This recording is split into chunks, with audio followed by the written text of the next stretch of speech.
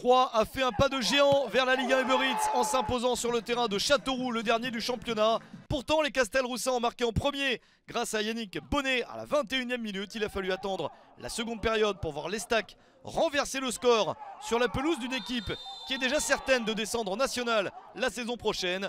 Penalty après 6 minutes de jeu en seconde période, transformé par le spécialiste Florian Tardieu pour son 6e but de la saison et son 4e sur les 3 derniers matchs. Johan Tousgar marque son 15e but de la saison pour offrir la victoire à l'Estac, 2-1 sur le terrain de Châteauroux.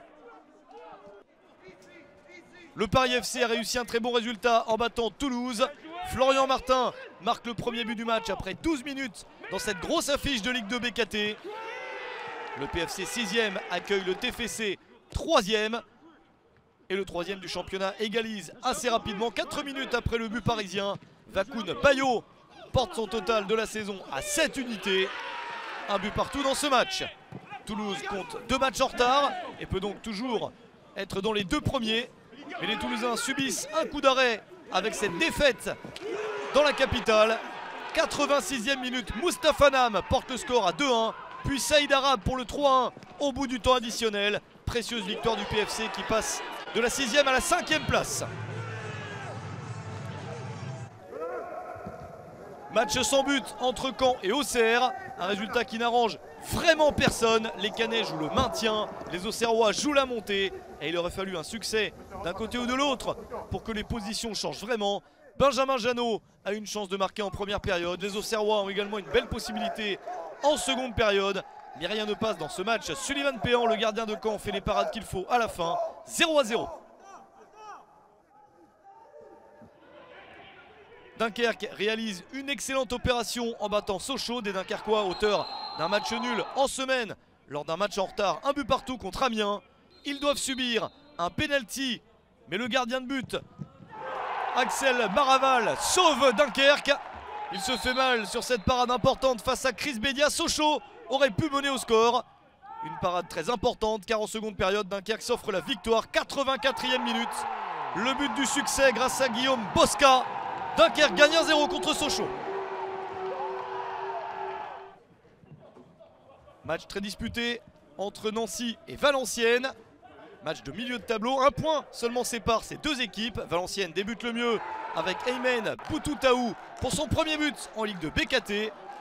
On joue la première minute du match seulement.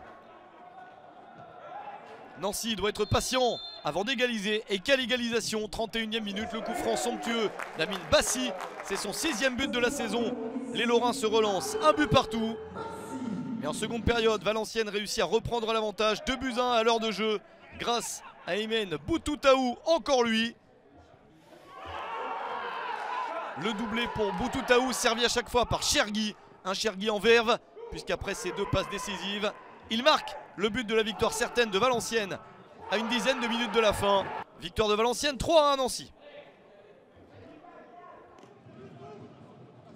Amiens a souffert face à Guingamp, des Amiénois qui ne jouent plus grand chose, alors que Guingamp joue le maintien. Et l'homme inspiré s'appelle Youssouf Mchangama. Il s'offre un doublé aux 8e et 33e minutes. Ce sont ses 2 premiers buts de la saison. Après avoir marqué un but en Coupe de France et un avec sa sélection des Comores, il en met 2 en Ligue 2 BKT pour permettre aux Bretons de mener 2-0 à l'extérieur. Francis Pierrot, servi par Piri, marque le but du 3-0 juste après l'heure de jeu. Guingamp s'impose 3-0 sur la pelouse d'Amiens et fait un pas important vers le maintien. Match très incertain entre Pau et l'AC Ajaccio.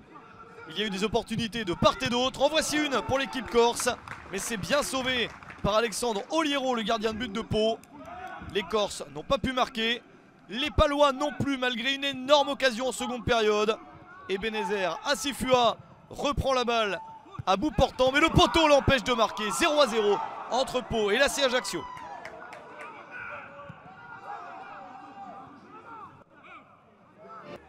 Match également très incertain et très disputé entre Niort et Rodez, 2 équipes qui ont besoin de points pour se maintenir. Le premier but est vite marqué par le capitaine de Rodez, Pierre Bardy, à la 9e minute. Les Ruténois pensent même se détacher avec ce pénalty de Malali Dembélé, parfaitement sauvé par Quentin Bratt.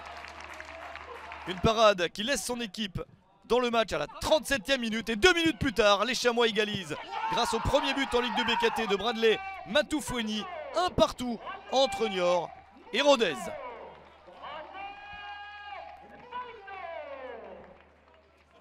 Et on termine par le match le plus prolifique de cette journée de Ligue de BKT. Le Havre face à Chambly. Première possibilité après 20 minutes pour le HAC. Le pénalty pour les Ciels et Marines transformé par Alexandre Bonnet. C'est son 7e but de la saison et son 5e dans cet exercice. Le Havre sort d'une série de 4 matchs nuls, 1 but partout et pense encore une fois faire ce résultat lorsque Chambly égalise à la 51e minute grâce à Nicolas Petkovic. Mais les Camblisiens, eux, ne veulent pas du tout du match nul. Ils sont avant-derniers et ont besoin de plus que ça pour espérer se maintenir. Ils obtiennent à leur tour un pénalty juste après l'heure de jeu. Il est transformé par Joris Correa pour son 8e but de la saison. Chambly a renversé le score et mène 2-1. Lucas Camelo marque ensuite son premier but en Ligue de BKT à la 68e minute. Chambly a 2 buts d'avance. Les Camblisiens sont bien partis, mais les Ciels et Marines réussissent à revenir à 3-2 grâce à ce superbe coup franc de Quentin Cornet, son premier but en Ligue de BKT. Les Camblisiens sont quand même solides car ils marquent le but de la victoire certaine à 3 minutes de la fin. Le doublé pour Nicolas Petkovic. Chambly s'impose 4-2 sur le terrain du Havre et se donne le droit d'espérer le maintien.